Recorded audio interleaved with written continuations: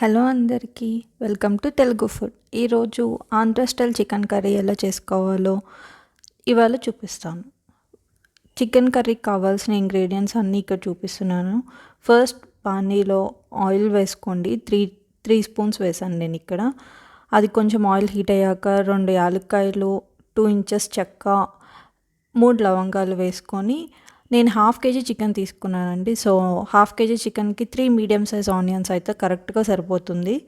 So నేను ఇప్పుడు ఆ 3 మీడియం సైజ్ ఆనియన్స్ని చిన్నగా కట్ చేసుకొని ఆయిల్లో వేయించుకుంటున్నాను.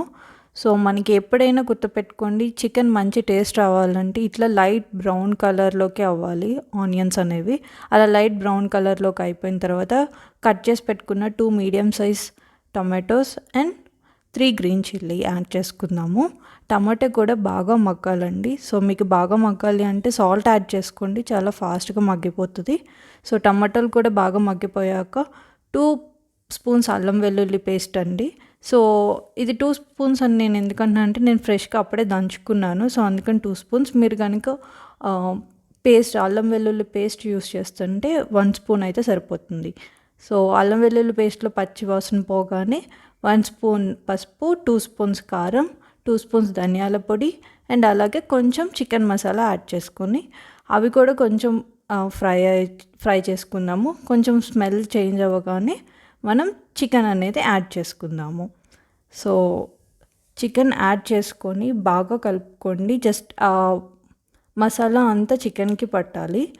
కొంచెం హై ఫ్లేమ్లో పెట్టుకొని బాగా ఫ్రై చేసుకోండి. అలా అని చెప్పేసి కంప్లీట్ హై కాదు, మీడియం టు హై అడ్జస్ట్ చేసుకుంటూ ఫ్రై చేసుకోండి.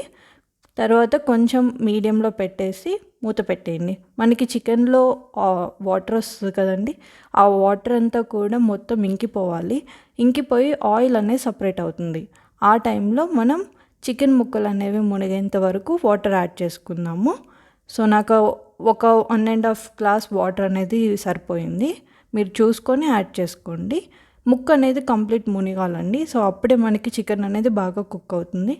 దెన్ మీడియం ఫ్లేమ్లో పెట్టుకొని ఒక 15 to 20 minutes అనేది బేస్డ్ ఆన్ మీరు ఎలా ఫ్లేమ్ పెడుతున్నారు అనే దాన్ని బట్టి ఉంటుంది.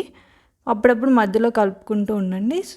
పులుసు కావాలి అనుకుంటే ఈ టైంలోనే ఆపేసుకోండి. నేను కొంచెం గ్రేవీ టైప్ చేసుకుందాం అనుకుంటున్నాను. సో అందుకని చెప్పేసి దగ్గర పడే వరకు ఉంచాను. సో ఇట్లా వచ్చిన తర్వాత లాస్ట్లో కొత్తిమీర, 2 టేబుల్ స్పూన్స్ ధనియాల పొడి, కొంచెం గరం మసాలా అనేది యాడ్ చేసుకొని కలిపేసుకున్న తర్వాత ఒక 1 minute మూత పెట్టేసి ఉంచితే మన yummy Andhra style chicken curry ready. చాలా బాగుంటుందండి. నేను చెప్పిన విధంగా నేను చెప్పిన మెజర్మెంట్స్తో ట్రై చేయండి, తప్పకుండా సూపర్ టేస్ట్ వస్తుంది. ట్రై చేసి కామెంట్ చేయండి. Thank you.